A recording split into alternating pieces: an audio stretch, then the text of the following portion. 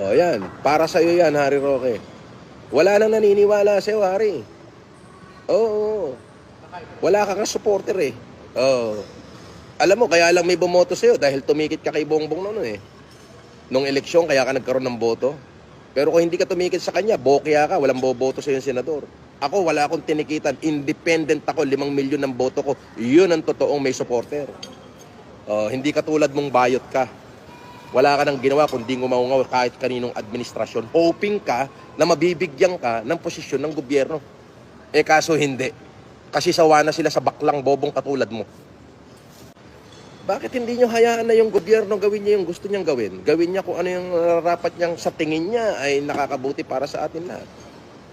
Eh di ngayon kung sa tingin nyo yung nakakasama, di hintayin nyo hanggang doon sa matapos yung kanyang termino at wag nyo nang iboto kahit isa man sa salin lahi niya. Di madala na kayo.